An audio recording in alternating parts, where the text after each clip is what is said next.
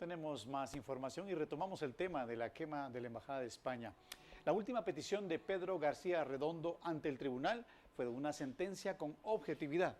Él se declaró inocente de todos los cargos y calificó de absurdos los señalamientos que hizo el Ministerio Público en su contra. Inocencia. ¿Ya? Pero sí los responsables fueron los terroristas. Ellos fueron los responsables de la masacre de la Embajada de España. No fue la policía, no fue don Pedro García Redondo, sino que fueron los terroristas. ¿Qué dice aparte de los señalamientos que hace el Ministerio Público durante el juicio? ¿Cómo? Los señalamientos que le hizo el Ministerio Público en este debate. Absurdos, porque no presentaron ninguna prueba.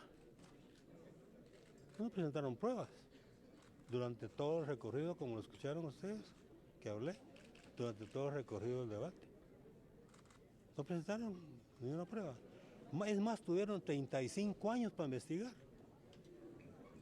Por eso el pueblo de Guatemala hoy está sabiendo a conciencia sobre los hechos de la quema de la embajada. De hecho, Pedro García Redondo fue condenado a 92 años de prisión por el caso de la Embajada de España. El Tribunal A de Mayor Riesgo declara culpable al jefe policial por la muerte de 37 personas y el asesinato de 2 estudiantes universitarios.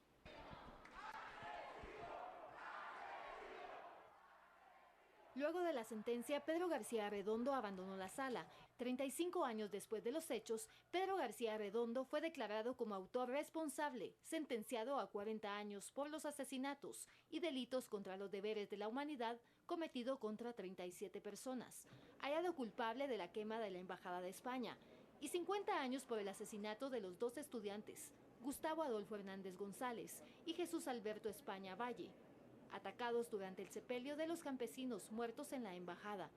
Este tribunal, al resolver por unanimidad, declara, primero, que el acusado, Pedro García Redondo, es autor responsable de los delitos de asesinato cometido en contra de la vida y la integridad de las personas siguientes. Mateo Cis. El tribunal aclaró que cada pena solo puede cumplirse por un periodo de 30 años, que en 1980 era la pena máxima establecida, y que se suma a los 70 años que García Redondo fue condenado por la desaparición del estudiante en 1981. Quedó demostrado durante el juicio que la Policía Nacional ingresó por la fuerza, denotando un claro objetivo de la Policía Nacional de no negociar. Como quedó probado con las declaraciones del propio embajador español, Máximo Cajal, él en ningún momento autorizó el ingreso de las fuerzas de seguridad a la embajada. Él pedía que se llevara a cabo una negociación, solicitaba la presencia de una autoridad, trató insistentemente de... Quedó comprobado que García Redondo llegó a la embajada a las 11:30 horas, el 31 de enero de 1980, y evitó la salida de los ocupantes. También se demostró que los campesinos habían llegado a ocupar la embajada, asesorados por estudiantes. Es así como agentes bajo el mando del acusado lograron llegar hasta la puerta de ingreso del despacho del señor embajador, la cual empezaron a destruir con un hacha hasta lograr derribarla, y en ese momento se escuchó un estallido e inmediatamente se inició un incendio, y ante los gritos de dolor de las personas que se estaban quemando, las personas que se encontraban fuera de la sede diplomática empezaron a gritar que los sacaran porque se estaban quemando, pero no fue permitido. El tribunal comprobó que los que entraron a la embajada no eran violentos. La mayoría murió por quemaduras de 3.º y 4.º grado. El tribunal arriba a la conclusión que el cilindro que portaba el agente Rodolfo Cruz Tepes, que en el momento de los hechos se encontraba uniformado, contenía un gas que al hacer contacto con el fuego que se había producido dentro del despacho del señor embajador, fue lo que produjo que se acelerara la combustión y produjo la muerte de 37 personas. La audiencia de reparación digna se fijó para el 22 de enero. Las juezas del tribunal justificaron el fallo, argumentando que el hombre de mayor confianza de Pedro García Redondo fue quien roció el gas que originó el incendio de la Embajada de España. Por una Guatemala en paz, Suseli Contreras y Héctor Chutú. Y familiares de las víctimas y personas particulares que deseaban estar presentes en el histórico final del juicio por la quema de la Embajada de España hicieron cola por más de 2 horas para poder ingresar a la sala de vistas, en donde se dictaría la sentencia en contra del único sindicado de ese hecho que cobró la vida de 37 personas. Una vez adentro, abarrotaron la sala y el juicio dio inicio con un lleno total y con un retraso de aproximadamente 45 minutos.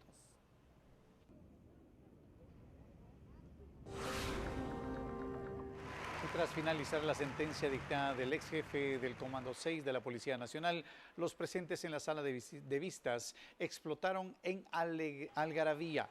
Las reacciones de los familiares de las víctimas no se hicieron esperar. Aplausos, silbidos y gritos llenaron el ambiente del lugar. Muchos manifestaron su emoción tras encontrar justicia a 35 años de la quema de la embajada. Incluso hubo gritos de asesino en medio de los aplausos. Escuchemos.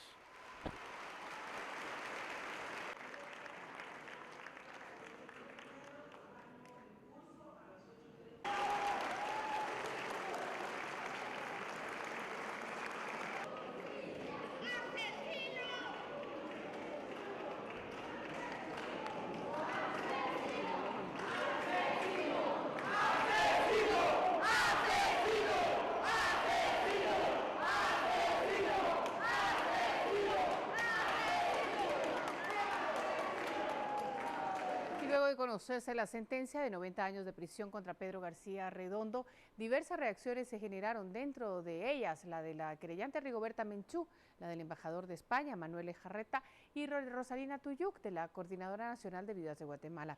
Ellos manifiestan su satisfacción por el fallo. Por su parte, María Eugenia Solís, representante de la Procuraduría de los Derechos Humanos, afirmó que pese a que se alargó el proceso, se llegó a la justicia. Mientras tanto, Moisés Galindo, abogado defensor de Pedro García Redondo, afirmó que apelarán la sentencia. Hemos tenido 16 años para seguir este proceso, hemos hecho investigación, seguimos el ritmo del tribunal.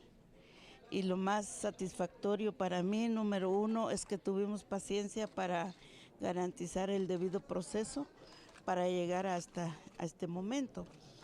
Segundo, la dignificación de la verdad de las víctimas. Yo creo que cualquier reparación es una reparación moral inmediatamente que sentimos, porque por estos 35 años se nos ha negado esa verdad. Se ha dicho que la gente se autoinmoló, se ha dicho que se mataron con bombas de fiestas, se ha dicho mucho y yo creo que esa capacidad de saber que la verdad tenía que llegar, eso es uno.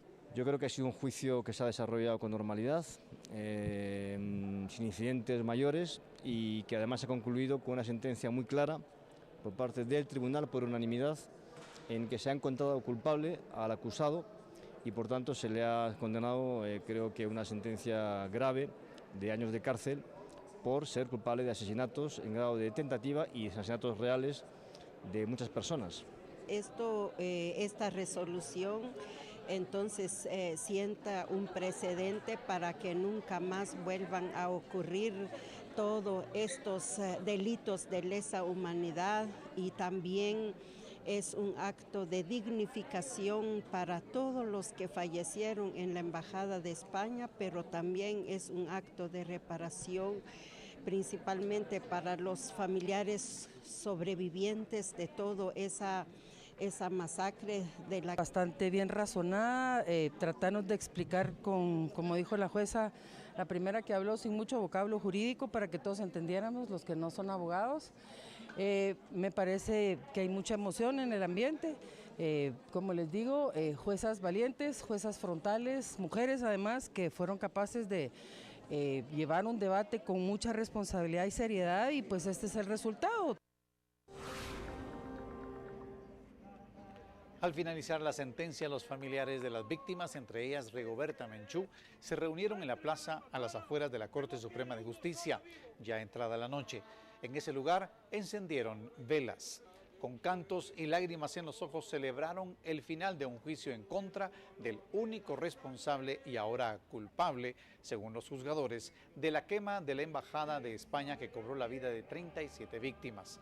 Al elevar las plegarias y los cantos, señalaban además que por fin se logró la reivindicación de los fallecidos. ¡Que no quede uno solo vivo! Y ahora y siempre de un pueblo entero. Este proceso legal contra Pedro García Redondo tiene su origen el 31 de enero de 1980, luego del incendio en la Embajada de España en nuestro país, que provocó la muerte de 37 personas, asesinatos de los que él fue hallado responsable. Aquí la crónica. Cerca del mediodía del jueves 31 de enero se reunieron en la sede diplomática española el expresidente de Guatemala, Eduardo Cáceres, el excanciller y miembro de la Corte Internacional de Justicia de La Haya, Adolfo Molina Orantes, y el jurista Mario Aguirre Godoy, con el embajador español de ese entonces, Máximo Cajal López. Visitaban al embajador por la celebración próxima del Instituto de Cultura Hispánica, cuando de repente invadieron aproximadamente 30 campesinos de Quiché acompañados de líderes universitarios, exigiendo el cese de la represión militar.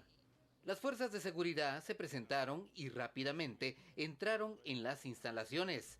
Obligaron a los ocupantes y a los rehenes a refugiarse en una habitación que se encontraba en el segundo nivel del edificio ocupado entonces por la Embajada Española. Tras un intenso ataque se inicia el incendio, donde se empezaron a escuchar los gritos desesperados de los campesinos y personal de la misma embajada. Los bomberos no sabían nada acerca de lo que sucedía, por lo que no se encontraron presentes en el inicio del incendio. Cuando ellos llegaron ya era demasiado tarde.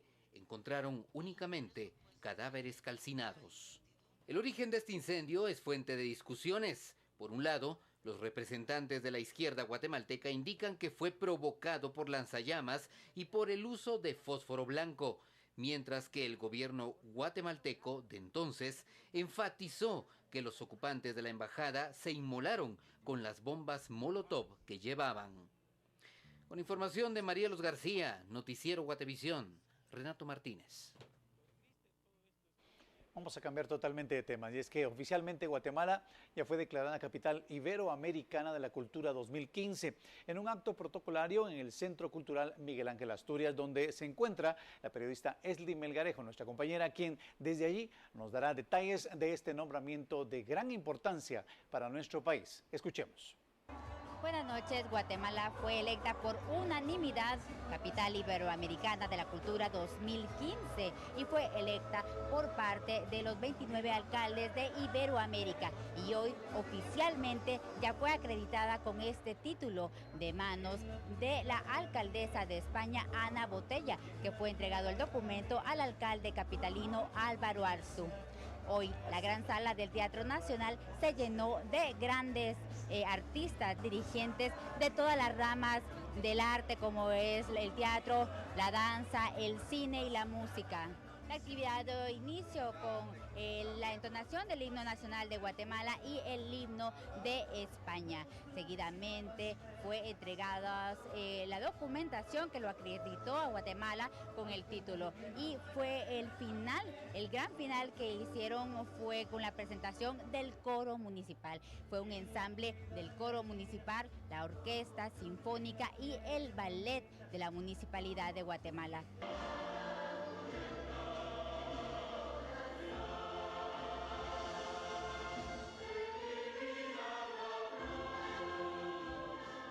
Esa está la información que tenemos hasta el momento. Regresamos al estudio. Por una Guatemala en paz, Juan Carlos Pérez y Esli Melgarejo. Con esta noticia terminamos esta emisión, agradeciendo, por supuesto, como siempre, su atención. Así es, que tenga buena noche.